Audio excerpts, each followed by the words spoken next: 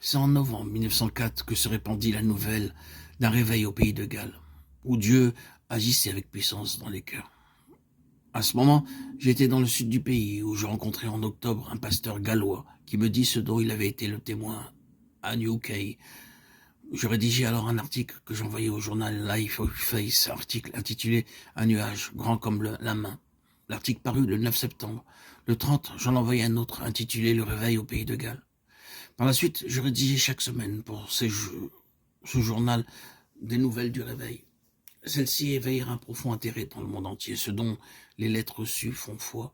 Des demandes nombreuses, pressantes, me parvenaient demandant que je publie un recueil de ces articles.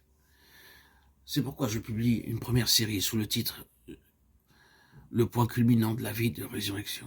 Je ne crois pas utile de donner ici l'historique du réveil et des événements qui le signalèrent. Aujourd'hui, on trouve ces détails en d'autres publications, mais vers la fin du réveil, Dieu donna des messages directs aux âmes réveillées, messages pour la croissance du corps de Christ. Ce sont ces messages donnés par l'Esprit de Dieu pendant ces 3 années, lesquels messages répondaient aux besoins de l'Église, que Jesse Penn Lewis publie ce recueil. Ils sont toujours nécessaires aux vainqueurs, à ceux qui vont de l'avant avec Dieu. Je me fais ici un plaisir de vous transmettre, vous communiquer ces messages vivants, donnés par Jesse Penn Lewis, comme dans les prochains audios, bien sûr, les messages vivants de Baxing, frère Verbon, Austin Spark, Watchman Nee, tous ces hommes, ces messagers de Christ, qui m'ont inspiré, porté et transformé ma façon de voir et de lire et de vivre l'Évangile. Il est important de bien comprendre le degré de l'expérience chrétienne dont il est question, car la vérité hors de la place qui lui convient peut être nuisible. Le point culminant de la vie de résurrection dit suffisamment d'ailleurs le contenu des messages qui vont vous être communiqués et que je vais publier pendant de nombreuses semaines. Cette vie de résurrection, cette conformité avec Christ en sa mort est le degré ultime qui permet d'avoir part à la vie du ressuscité. Effectivement, porter toujours en son corps la mort de Jésus est un aspect de la croix.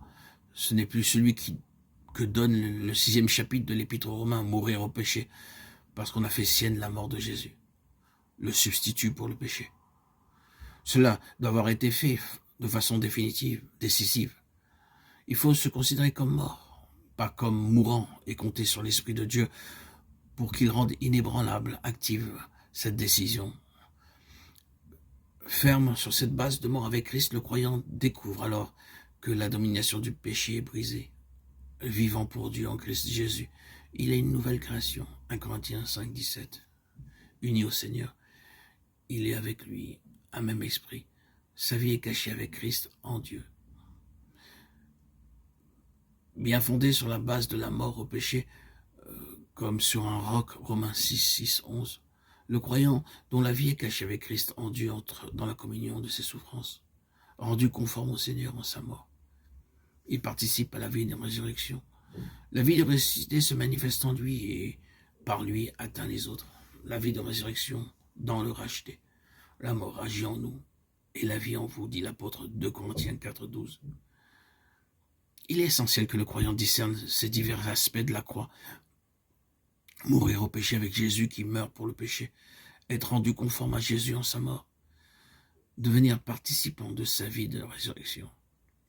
S'imaginer qu'on peut être rendu conforme au Seigneur en sa mort, sans être vainqueur du péché, ne peut conduire à la victoire.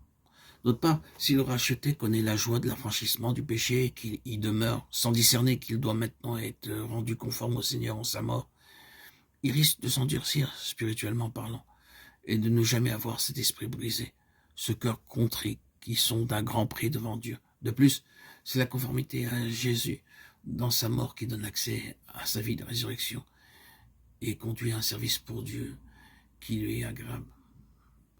Il est non moins important de comprendre que cette mort au péché, Romains 6, cette conformité au Seigneur en sa mort, Philippiens 3,10, ne doivent pas être quelque chose de spasmodique, mais de vécu continuellement. Reconnaissez-vous comme mort au péché, dit l'apôtre.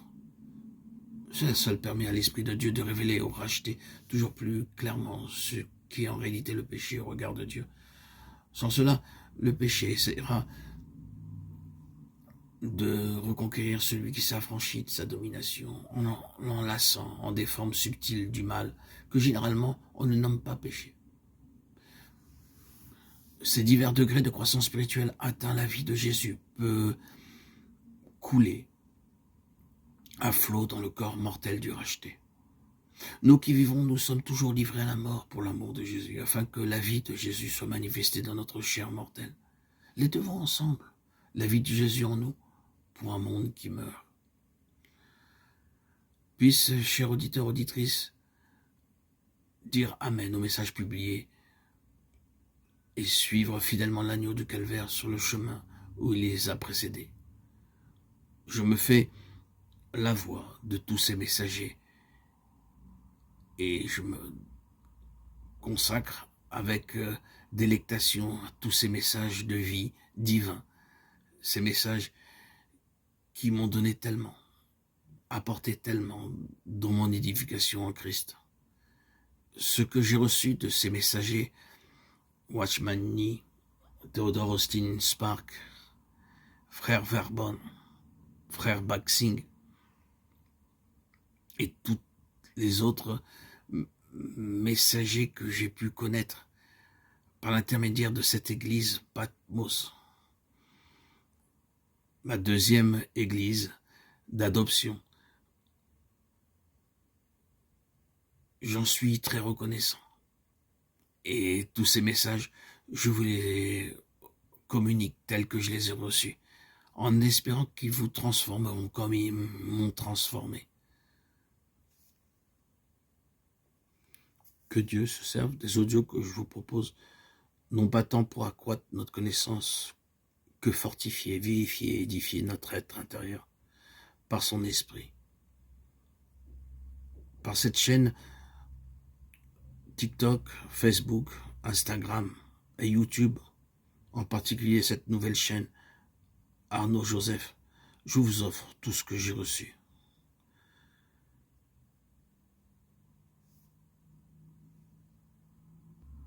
Je te remercie, Seigneur, Jésus, Yeshua, Melech HaMashiach.